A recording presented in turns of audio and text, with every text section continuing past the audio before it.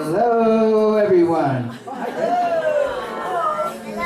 Hello. We're going to get started right now. Welcome to the Words West and Raven Chronicles Press presentation and West Seattle book launch for Birdbrains, a lyrical guide to Washington birds. Thank you for coming out tonight on this wonderful, chilly evening.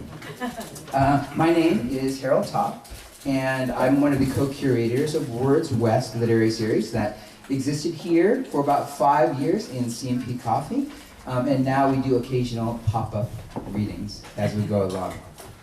I will be your MC tonight, and I'm also one of the writers who's featured in Birdbrains. And I've got to say, Birdbrains, a lyrical guide to Washington State birds, began as a brainstorm of an idea from Susan Rich, our fearless leader. It begins with a lovely foreword by ornithologist Dr. Ursula Valdez, who I believe is here tonight. Is that correct? Hello. Thank you. It features poetry and prose by writers near and far, including many of the people sitting next to you right now, and Washington State Poet Laureates, Pulitzer Prize winners, and best-selling authors. It offers bird notes and fun facts from naturalist and birder Stephanie Delaney. Stephanie, I saw you earlier. Are you back? There you are.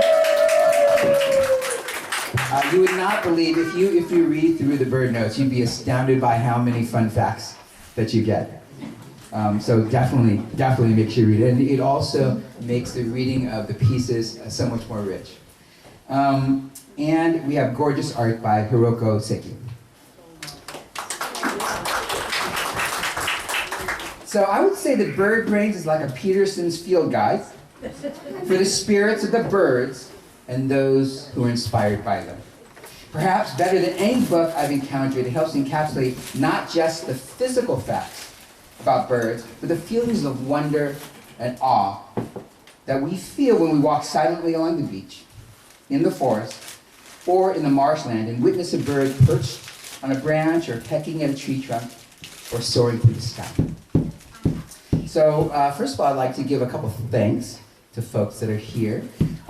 First of all, we wouldn't be here if it weren't for the brainstorm of Susan Rich, our wonderful editor.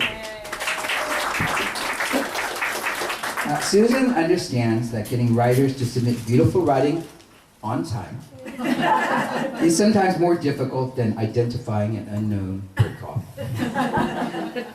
And Raven Chronicles Press, who took the amazing risk to just jump on board and create this beautiful book that you see with us right now.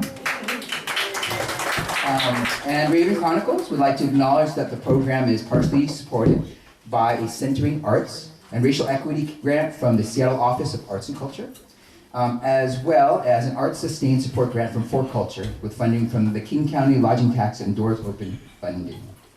As you can see, the Raven Chronicles Press book table is here. Please stop by, get a copy, and have it signed by tonight's writers and readers. I'd also like to thank CMP Coffee Company. Is it anyone's first time here to CMP Coffee? Oh my gosh, that's a pretty good amount. Okay. You'll find out that this is the center for all cultural life here in West Seattle. And Cameron and Peter's vision for creating this space is truly remarkable, and we love them very much. So thank you, CMP Coffee. Okay. As I mentioned, we had our special guest of Dr. Ursula Valdez, as well as Stephanie Delaney. We also have quite a few of the writers that are in this collection. Those writers are Elizabeth Austen, Laura Day, Katy Ellis, Alan Braden, Kristie McLean, Joannie Stangeland, Greg November, Renee Sims, and Susan Rich. So what's going to happen tonight is, first of all, I want to tell you, I'm not going to go through everyone's biography because we could probably be here all night doing that, but I would point you to the rear of the book and you will find everyone's biography right there. The format of tonight is going to be that the readers will be reading their own selection from Birdbrains and another of their own choosing from the book. That is not written by them. And then each reader is going to introduce the next writer. So, as I mentioned, I have a piece in Birdbrains, but it's kind of an elaborate and overwrought visual joke. So I'm going to have to leave you to read it on your own, and it's waiting for you on page 171. I will, however, kick off the evening by reading a selection by author Lyanda Lynn Howells. Did any of the other writers choose Lyanda? We didn't all get in our selections. Okay, so I'm safe. So I'm going to read a selection by Lyanda Lynn Howells. She's a longtime supporter of Words West and a dear friend. And now that she's moved to Bellingham, sadly, we miss her presence dearly. So this selection describes her European starling, Carmen. And it's from Lyanda's longer book that you might have seen in stores, Mozart's Starling. So, highly recommend. This is Carmen. Carmen imitates the coffee grinder, an unpleasantly loud but accurate whirrah when I open the jar of coffee beans and pour them into the machine. Every evening I walk into the kitchen and grind the beans for the next morning. There's Carmen, eager to announce. First the clunk of the coffee jar lid as I set it on the counter. Then, whirrah! When I open the microwave door, she immediately interjects her eerily mechanical beep, beep, beep, and the wine vacuum sound when she hears the clink of the bottle. All of this made me realize, like those household sounds, the words she imitates are not called out at random. When I come downstairs in the morning, it is not the microwave sounds or the kissing I hear first, but the greeting. Hi, Carmen. Hi, Carmen. Hi, Carmen. The first words I say to her each day. And when I stop to peek into her aviary, come here. All participatory, anticipatory of what is going on orally in her world and what precipitates what. She is basically saying, I know what's going on. I am part of this. I am filled with wonder and with questions.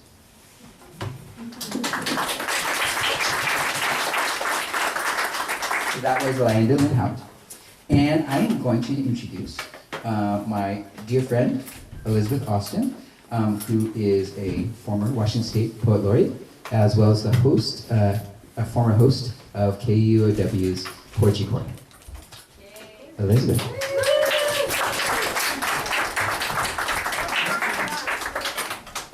Thank you, Harold.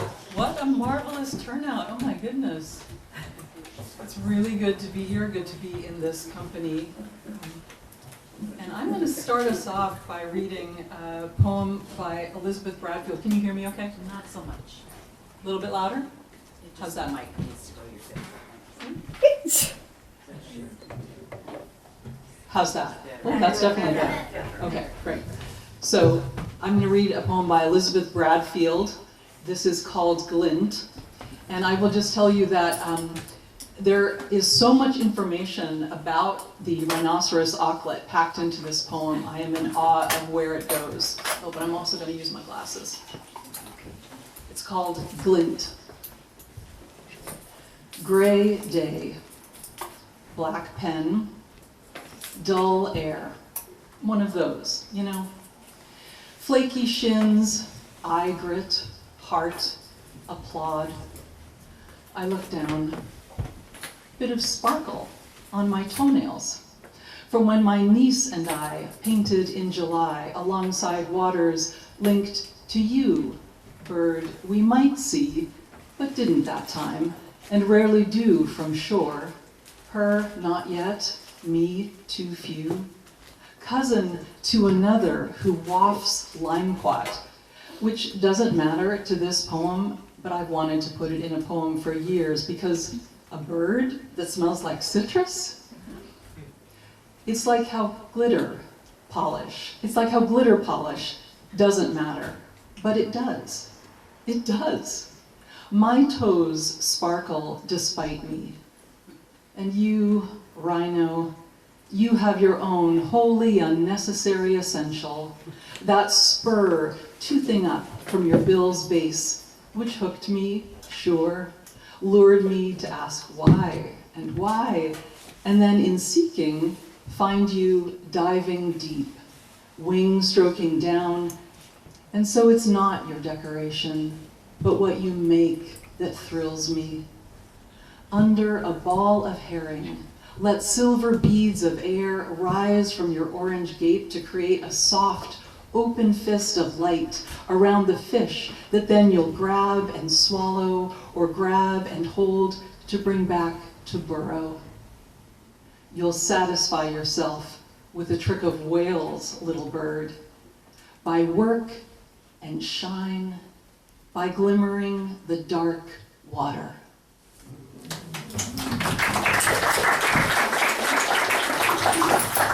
That was the marvelous Elizabeth Bradfield. This is a poem that I started early in the pandemic when we were low on human company, and so the more than human world came in closer than ever, more necessary than ever. So this is for the dark-eyed junco. It's called March. I offer to your black hoods unconditional surrender. This makeshift prayer, part bandage, part apology. Here, eat. Here, bathe. Only endure. We can't go back. Can't unstack the errors. I'm orchestrating days to a score I can't decipher. No one is in charge. What will be reckless in retrospect? Can I, like the dark-eyed junco, be satisfied with what I find scattered on the ground? I rinse my hands, rinse again, hair and thoughts equally unkempt. I fever my gaze to the window like a lover craving hourly rendezvous. Envy your untroubled habit, your forage, flock, and flight.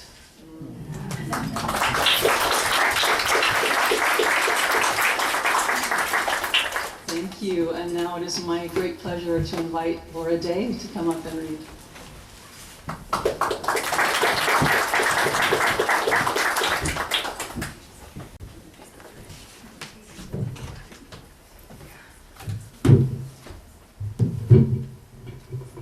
All right, thank you so much. It's really wonderful to be in standing room only. A little nostalgic, you know. Feels like we're back in poetry readings in the 90s. I think it's a really good sign. And it's such a pleasure to be here. I love this collection. I love the way that it has allowed itself to kind of lay out in this natural ecosystem of poets and the way that we engage with the world. And I particularly enjoy hearing everybody's reading and the poet that they chose to honor with an additional reading. I think it's a wonderful way to acknowledge our own poetic ecosystem. So I'll begin by reading a poem from a poet I really admire. This is Kevin Kraft's poem.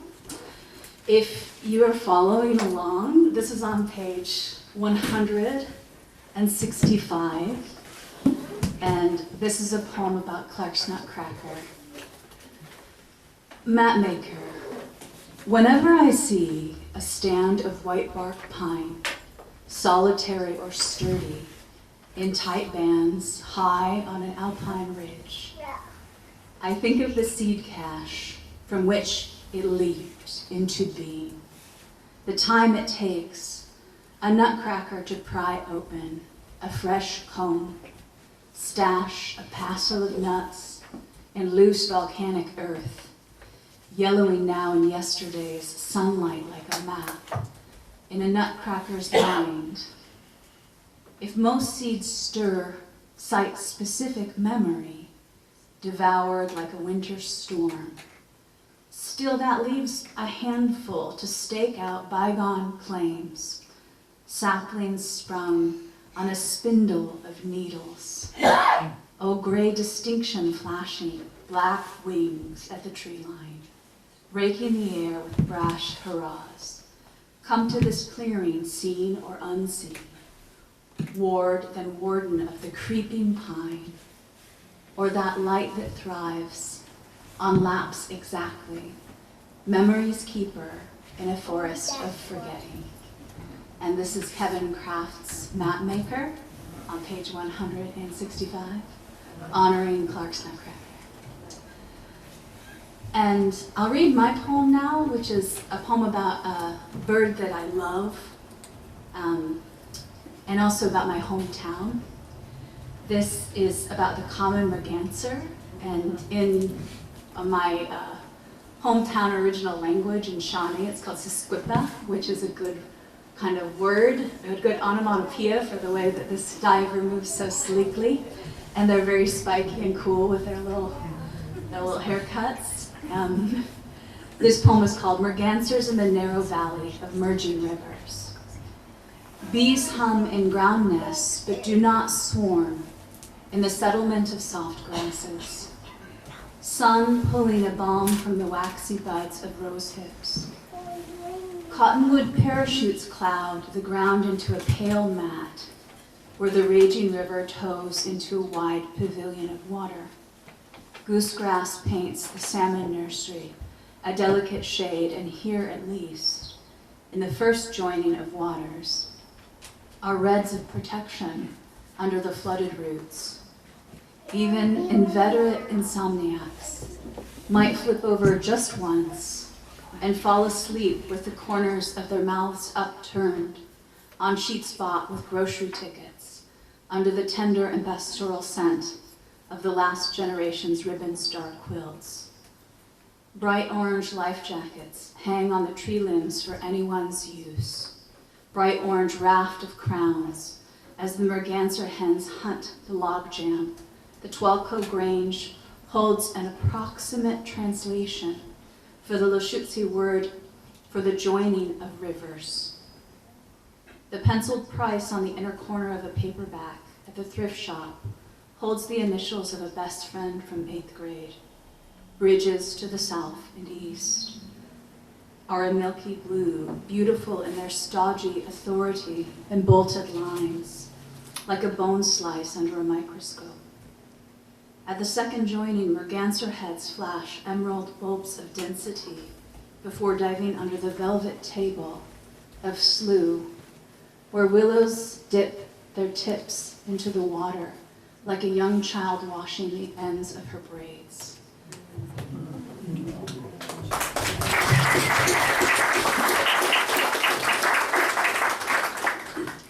And next, it's my deep pleasure to welcome Katy E. Ellis, and looking forward to hearing more poems. Thank you so much.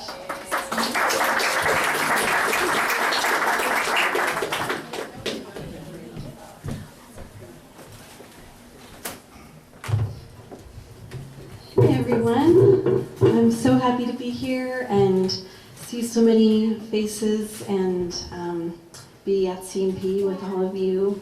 Thanks for being here. I'm going to read a poem from a poet that I also love, Ellen Bass. It's about hummingbirds. I love hummingbirds, and but I'm gonna confess I'm like really bad at keeping the nectar full in the. But one tip that's really helped is that you don't really have to heat the water to melt the sugar. You can just do cold water and it still dissolves. So it's not a big deal, just do it. Calliope. Just a few grams of glitter and hover. If you were a dream, no one would believe in you. The sparkling wine of your gorget, your stiletto bill. You've been called a feathered jewel, a hue of roses steeped in liquid fire. You're a spill of iridescence. 100,000 splintered mirrors reflecting the sun. Aerial acrobat, packet of embers ascending, crushed light. One forkful of the luster universe, and fierce, fast, you can claw and stab. You aim when you need to, straight for the eye.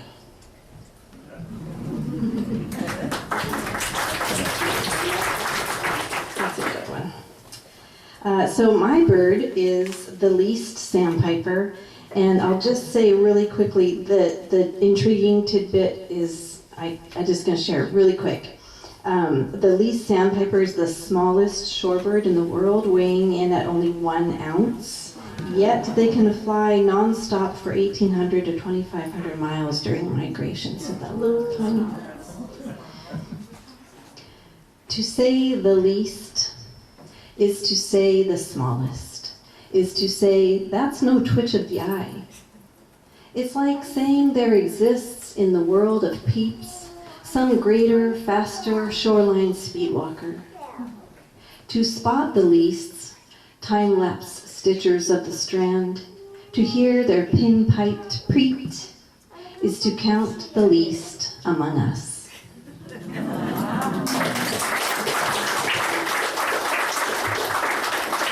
Thank you. So I'm happy to introduce the wonderful Alan Braden.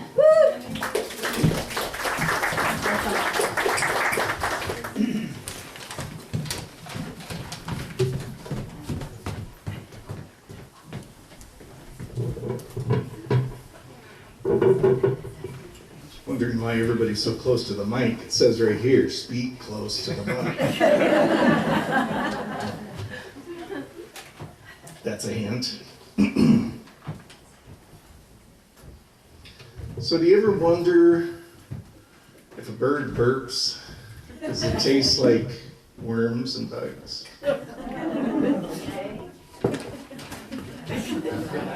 Just a thought for today. I'm starting off with the poem Leaving by Oliver de la Paz. Great poet and good egg. And I picked this poem because it's 1 sentence long. So I'm going to try to get through it here. Leaving.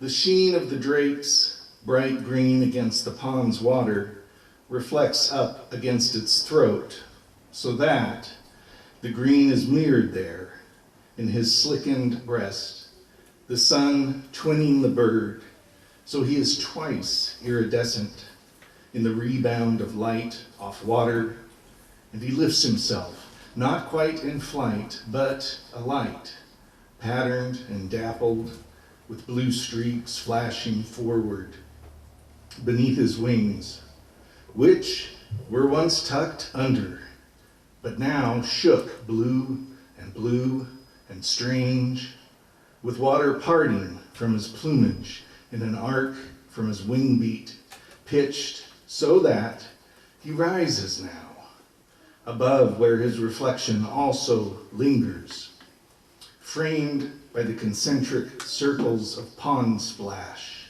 and then smaller and smaller still, as the mallard, who was once still, stills the pond with his leaving.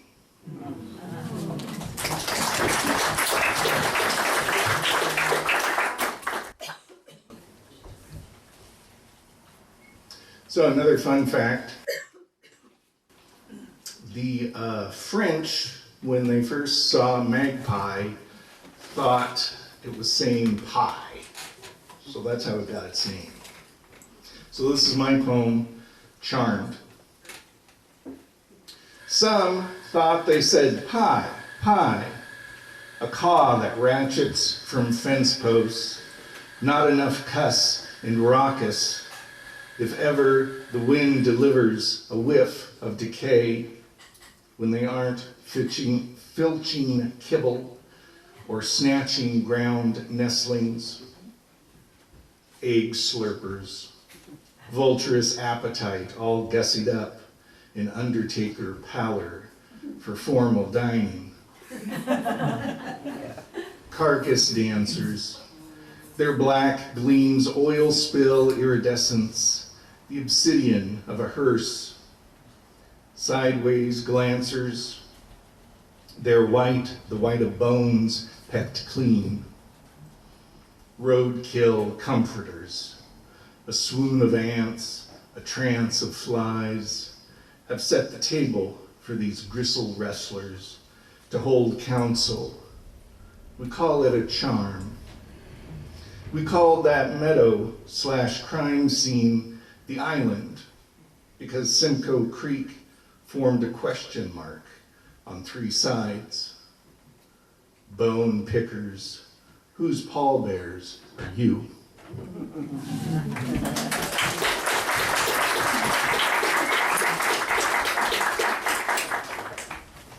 And I'm introducing next to the stage Kristie McLean.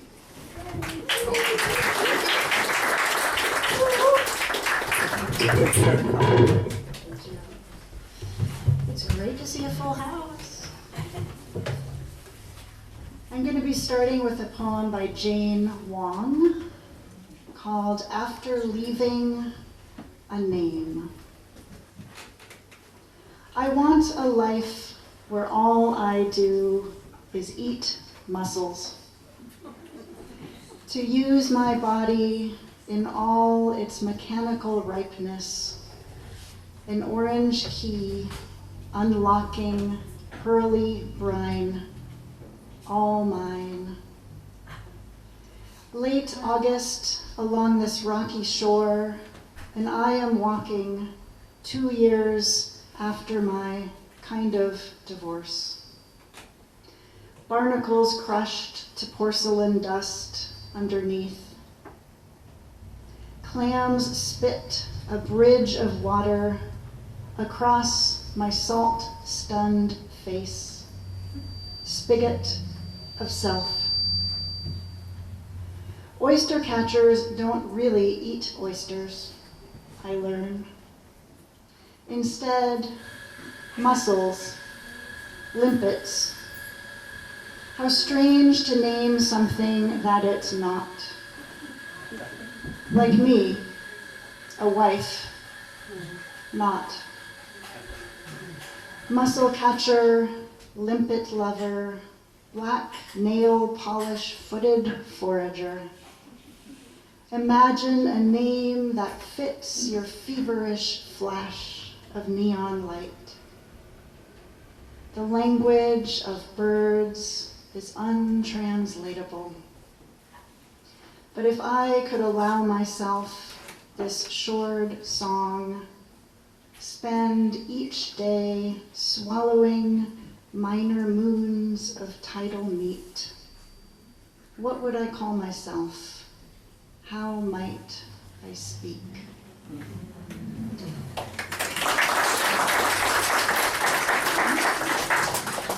So again, that was by Jane Wong. My bird is the western tanager. The poem's on page 251 if you want to follow along. And it's called Song Canopy. What do you call a flame with wings? Brilliant yellow with a sunset head, establishing territory with non-stop singing. How would the world change if we claimed our homes with music? Arriving in the dark, in the spring, in the morning, their gold feathers land on one tree in the canopy.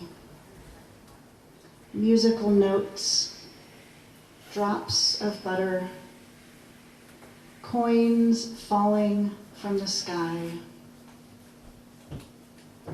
Females prepare for the next generation. Scaffold and floor, grasses and moss. Blue-green spotted moons hatch helpless. Without her, the species would not survive. The oldest wild one recorded lasted 7 years. What were you doing 7 years ago? When all around you seems lost, keep your eyes turned up toward the canopy. Listen for the singing. You can create a whole new life in 7 years that doesn't yet exist.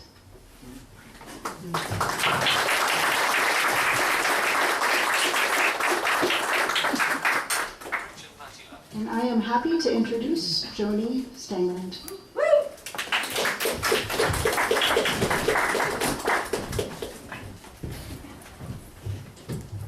Okay, can you hear me? Yeah. Good, okay. Thank you all for coming. This is amazing. I'm going to start by reading a poem by Peggy Shoemaker, and it's about the brown pelican. If you're following along, the poem is on page 35. And when I started reading through the anthology, when it arrived in the mail, I reached this poem and I just had to stop. So here it goes. This poem is called Footprints Erased with Each Wave. Because your wife died, you wanted to see the ocean. We crested small dunes, shadows ghosting us. Lifting hands to shield squinted eyes, we saw, backlit, the elegant pattern of bones inside a pelican's spread wings, held nearly still on the updraft. Wings folded, whip quick, head tucked left, so the body could plunge fast, fast behind breaking surf, then reassemble itself, like a man in deep grief, letting everything he can drain away, every breath drain away.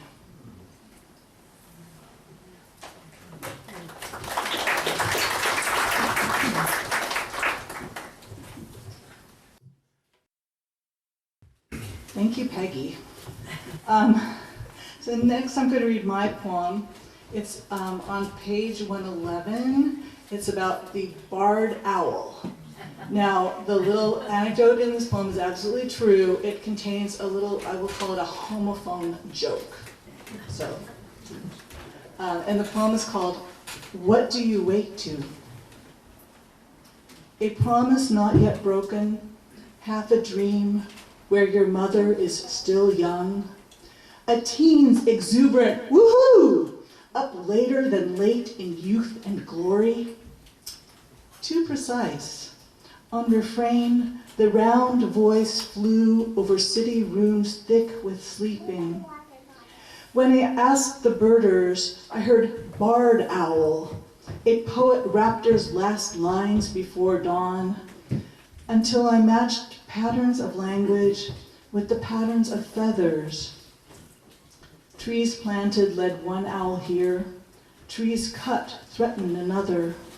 Now a plan to shoot the barred, reserve old-growth forest for the spotted. As night's edges unravel, listen again for what might call you.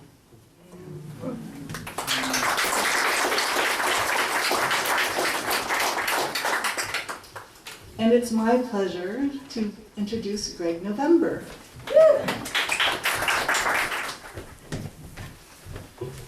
Hello, so glad to be here. What a cool event. I'm going to be reading a poem called Dusk Eater from Robbie Gamble, and it's about the common nighthawk, and it is on page 119. Insectivore. No, hood-beaked bird of prey, he waits to play on skyline silhouettes. When midges rise to swell the placid air, a fly-specked feast suspended in his path. Deployed across the skyline silhouettes, his white-patched elbows flashing with each flap, a fly-specked banquet yielding to his path. then hoovered down the cavern of his throat. His white-patched elbows flashing with each flap, a raucous beat electrifies the gloom, resounding from the cavern of his throat. He boomerangs to reel in another catch. His raucous beat electrifies the gloom. His acrobatic hunger flays the sky, a boomerang that you could never catch, misnamed, voracious, cheerful in his cry.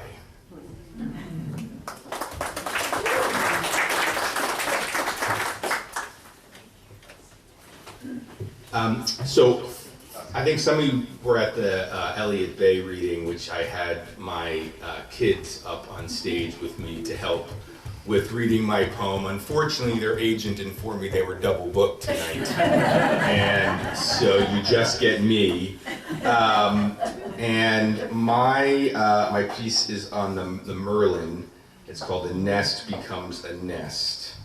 And it's on 143, page 143 if you're following along. Alakazam. Tweet, tweet. From the tip of an old hemlock in a trailhead parking lot, small, dark bird shapes dart, twee, twee, tweeing, vectors direct, powerful. Some seasons ago, crows found the hemlock and assembled a twig nest bolstered by sock fuzz, doll hair, and other lot leave-behinds. But as happens, abandoned it to mists and winter. And so after a thaw, this season's mating merlin pairs came to hatch, fledge, and send off a new generation. 1,000 years ago, they were called ladyhawks, and noblewomen used them for hunting larks. 100 years ago, they were called pigeonhawks, because that's what they look like. Alakazam. A nest becomes a nest, repurposing. A hawk becomes a falcon. Magic. Also misperception, but actually reperception. They charge rather than soar from tree to tree, hemlock to cedar to hemlock, teasing one another, issuing taunts and challenges, motivation, some of them, to nervous fledglings in their 29th day, hesitating on the precipice of first flight, perched on the lip of their high-up first home. They hop momentarily, steeling themselves for the leap. Then, tweet, tweet, tweet, tweet, tweet, tweet, tweet, tweet, tweet, tweet, tweet.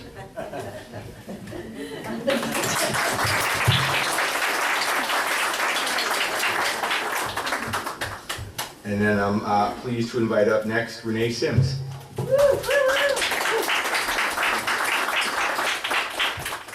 Whoa! I've been in the little room over here. I didn't realize how many people are here. Thank you to the editors for this beautiful, beautiful book, and to the publisher, and to all those who read tonight, and to all of you for being here. I am going to read a poem by Brian Turner, and I chose this because I remember when Brian's collection, Here Bullet, came out, and I was like, oh my goodness, this language is so powerful and gorgeous, and then I saw this poem. Brian chose the trumpeter swan, which is the largest waterfowl in North America, and it's a bird that mates for life. The swans of Shadow Lake. On Shadow Lake, a bevy of swans dream within a field of stars, one leg dangling beneath each, as if cast at anchor, their young clustered round them as they dream themselves aflight, though their bodies, largest of native birds in North America, drift on a silver film of moonlight. One is grieving. The cob plunges its beak into the oval of the moon, sliding over the surface of the lake, where the bird once fed with its paired lover from tubers of pondweed, rushes, and sedges, and the swan, alone now, recalls years of nesting, feeding, the long migrations north and south, and how this past spring his lover grew frail as pellets of lead ground in the gizzard and ingested, absorbed in the pen's bloodstream, her muscles growing weaker until she could no longer fly, her great wings opening and closing, though no longer lifting her on the invisible, the ocean of air no longer her home. There is nothing left now but the raising of cygnets, to see their young rise into the dawn itself, their bodies turning gold, then blue, then gone forever, the way it is for us all. And the cob, still breathing, uncurls its slender neck from the question of its body, that it might spread its wings 10 feet wide, that it might call out to its lover, no matter the silent repose of trees, no matter the echo of that stillness on the surface of the lake. Is it all so strange? The swan grieves in a manner wholly true to the kingdom of flight, and yet is it not unlike the signature cry of the human heart, emptied of the world?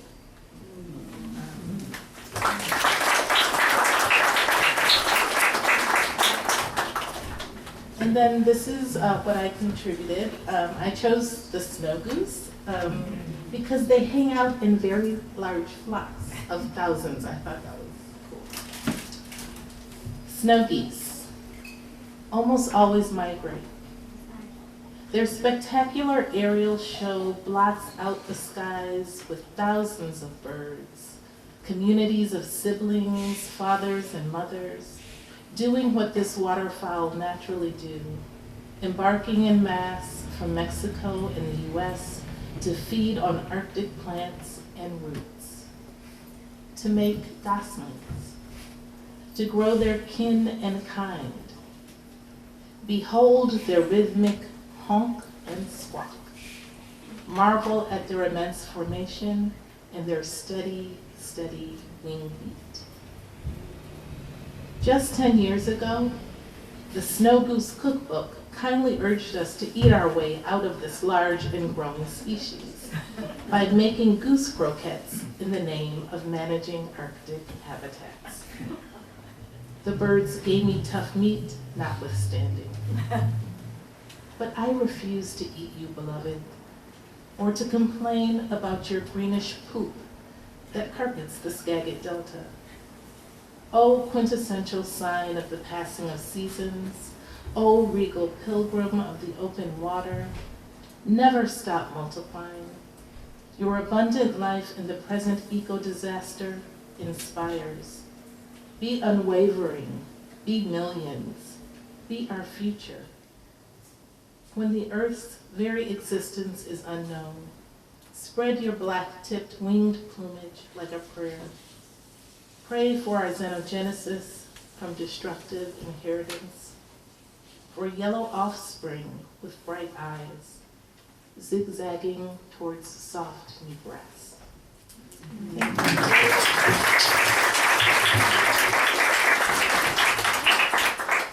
you. And now I'm very honored to welcome Susan Rich to the stage. I've changed. Hi, I'm Hlava Ceballos. Good to see you all here, so many faces. And so many familiar faces out there, so many familiar names in this book. I'm really excited about this book. Susan asked me to submit something, and then, I was like, sure, write a poem about birds. And it's really beautiful and amazing how it came together, this vision. I don't know, just the art. I've been kind of thumbing through this since I've gotten it. So the poem I'm going to read is on page 221 from Diane Seuss, The Western Meadowlark. And kind of an interesting tidbit is it's actually not a lark. They're a member of the blackbird family or related to grackles and orioles. It's called the neglected. Sternella neglecta. Here for the grasslands, here for the brambled stubble fields, here for a scribbled high-reaching song. beak breaking and entering the meadow. Don't say ground feeder like it's a bad thing. Hunger the size of a single seed of grain. Not a soarer, a pacer, like the worried among us pace the dark streets. Hunched like a yellow-caped witch, here for neglect, for quietude, folk artist, alone in the dome nest built in the hoofprint of a cow, gold-breasted as royalty, but rub away the gold, you get blackbird.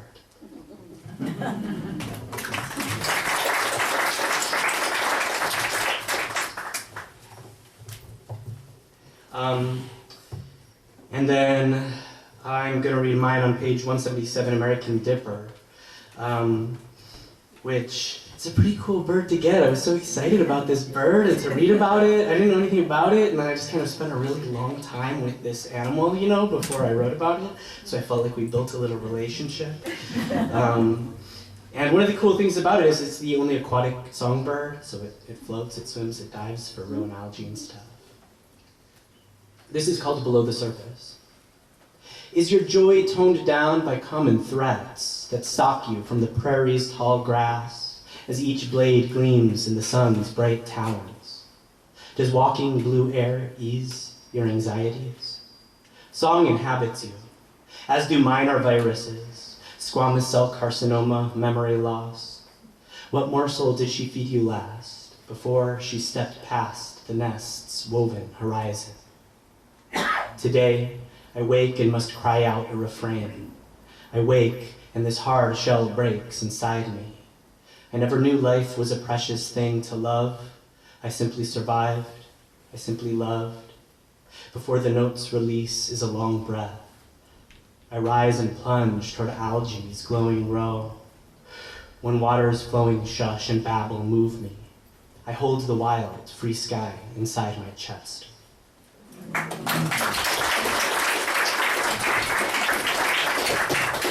Susan Rich.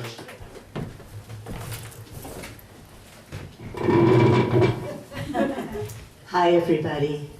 You know, the last time C&P Coffee was this filled with people, Terrence Hayes was here. So we've just made it just as busy and exciting. Although I think there were people outside for Terrence, but it was April, so it was easier to do that. It's wonderful to see you all. It's so fun to have an anthology where I love every poem in this book. And I'm going to start with a poem on page 15, which is called Ode to the Harlequin Duck. My dear Histrionicus Histrionicus, your name means actor, means drama, means something over the top. Oh, winged warrior, you choose the roughest water, rocks pounding the surf, pounding you, sometimes breaking your bones. Yet you boys have the coolest dance moves. Tail raised, neck stretched, always the court jester, bobbing your head, so we have to consider that unmistakable face. Even your migration is weird. East-west instead of north-south, like the other ducks. And I love how you swim and wing your way against the current, following each bend of the river, flying low, never just taking the easy way home.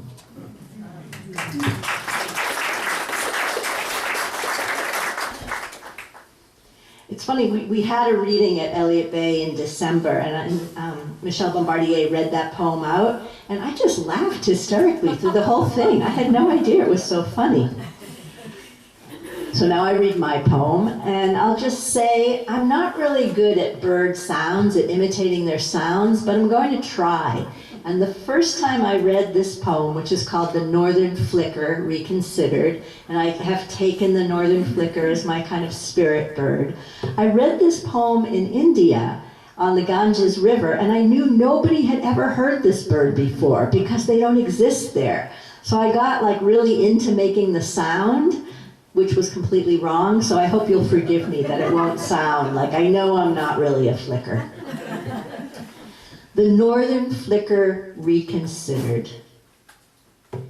If a poem, sorry, I've already messed up my own poem. If a bird could become a poem, and why not? Promenade through wayward stanzas, lift their couplets of wings. What then? A high wicka wicka alchemical spell, a cry of the private and unprintable. Could a flicker know heartbreak, practice self-restraint? Their fashion leans bold, polka dots and stripes, bright cinnamon to morning fog hues. The male handsome with his patch of mustache. I'd like to become their lifelong mate should I return as a bird.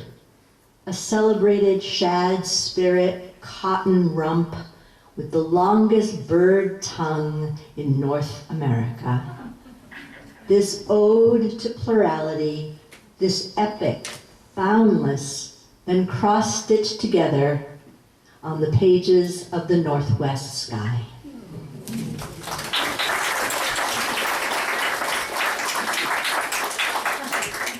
So I'm going to, in a minute, invite Harold Taw back to the stage, but before I do, I have a few things to say about him, which he doesn't know I was going to do.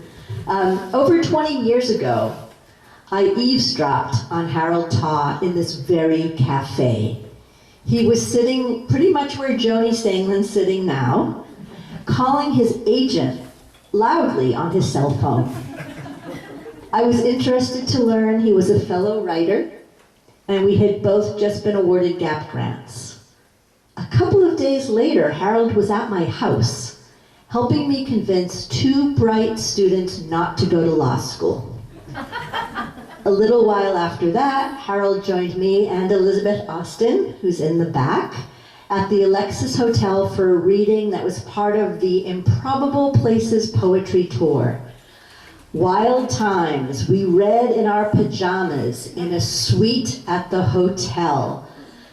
Harold's wife, Katy, must have really wondered what was going on, but we have photos to prove it. And from then on, Harold and I were firm friends. In fact, anyone who has ever met Harold surely wants to call him friend. And actually, at this point, Harold, I claim you as my chosen family. And Katy, too, both Katys. From Jack Straw Writers to Words West, hospitals to ferry rides, we've been through a great deal together. I'm thankful for having you in my life, and here's to more adventures together.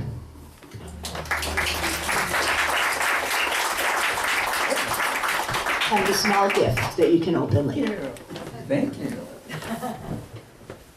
I feel like I'm blushing right now.